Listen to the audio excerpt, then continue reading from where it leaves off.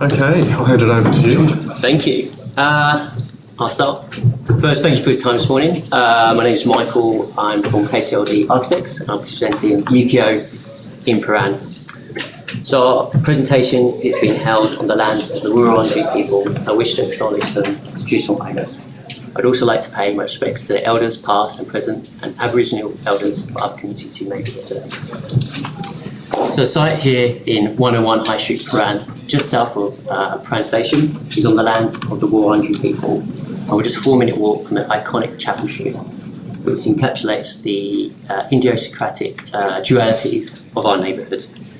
The day and night vibrancy, the traditional and contemporary, the old, the young, the trend and the generational. And that's 1958, not 1958. So Prahran's Spirit of Place is where we find both our brief and our narrative. So the brief from our client was they wanted to create a true 24-hour mixed-use live, work and play precinct. The problem was it was a 16 by 35 metre site.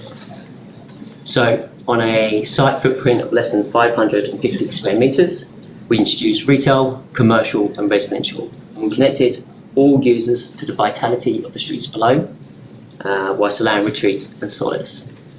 So here's our site as it was. We have 3 exposed interfaces to High Street, Port Street and Percy Street, as well as the Sandringham train line just to the west of us. And so we had to consider and design in the round.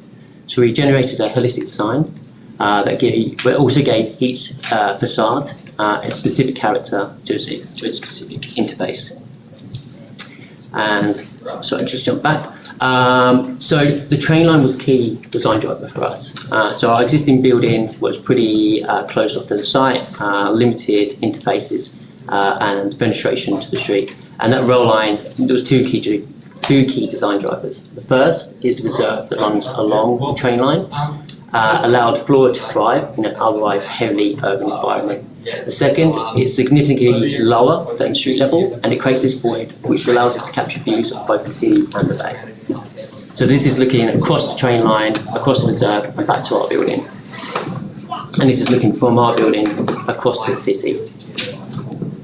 So it is within the journeys that surround the site, by car, by train, by foot, that we find our design impetus. It's the exploration of the interconnection between the travelling observer and the observed, and how this changes with distance and speed. Given a corner site and gateway site, we want to take the opportunity to subvert the ideas of permanence and rigidness of architecture. So our site, with a DDO overlay, we have some preferred overall heights and some preferred setbacks. And from early on, we started dialogue with council. We thought this was appropriate to increase its height, given its corner nature, given its context, and given its ability to create an open marker, as well as increasing the utilisation of that site. So council were to come to agree with us on this increased height through our methodology. So we extruded the form up and we broke up the mass by creating 3 descaled forms. And we did this by pushing in 2 of the levels, which would then go on to create resident terraces. And this avoided the wedding cake situation. We then pushed and pulled the upper forms further, and it created these oblique forms that were no longer perpendicular to each other. And this gives a level of tension between the forms. The public realm was key, and as you saw from the previous buildings, pretty closed off from the street, so we opened up this corner. We pushed the north and the west ground floor in to wider footpaths, and we sunk the southern portion of our site to create a micro plaza.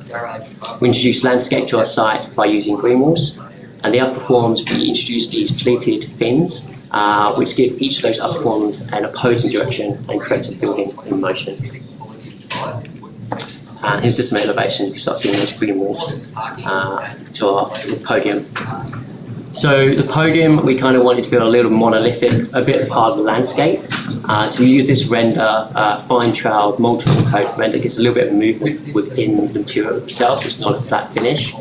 And then the green walls, which have really taken a lot more since this photo, give this idea of it slowly eroding back into the landscape. Here you can see some images of those pleated fins I was talking about in the upper forms. And concrete was always the choice of material for us with the upper forms. We liked the purity of the material, but we also liked to play with the idea of the heaviness of concrete in a weightless form. So sustainability-wise, obviously we increased the utilisation of the site by getting a lot of programme in there. The introduction of the green walls, and I've got to say a lot of hard work by Phyto Green and Pratt on this one. We got 3,200 plants in there and 57 species, so we increased the biodiversity of this pretty bare street. We also wanted to capture views, increase daylighting, and increase cross ventilation. We wanted to avoid the stick-on fin situation, so we used deep eaves to the north, and we used automated and manually controlled external blinds to the west, and higher performance glazing throughout. And this gave us a better than statutory, better than council's requirements. The internal program does a lot for a little site. So to the south, we position our retail connected to that microplaza high street. We actually used clear glazing in this section to ensure the activation and connection of this high street and Porter Street significant corner. We're also able to fit in car lift, substation, EOTs, stores, and a lot more on a pretty cramped site. The residential in blue and the commercial lobby in orange there are separated and positioned on Porter Street. This gives both a sense of address and privacy whilst activating Porter Street. And you see this image from our residential lobby. That idea of retreat and solace is felt as soon as you step in off of the busy street. So we had 3 levels of commercial as an example of level 2 floor plan there. We actually designed this for the college intensive care medicine 2 minutes ago. Okay, college, and this was during COVID, so you can imagine how hard it was working with intensive care doctors in the height of COVID. We also then had 19 apartments, either split floor, like the example here of level 4, I should say, or full floor, as the example of level 7 floor plan.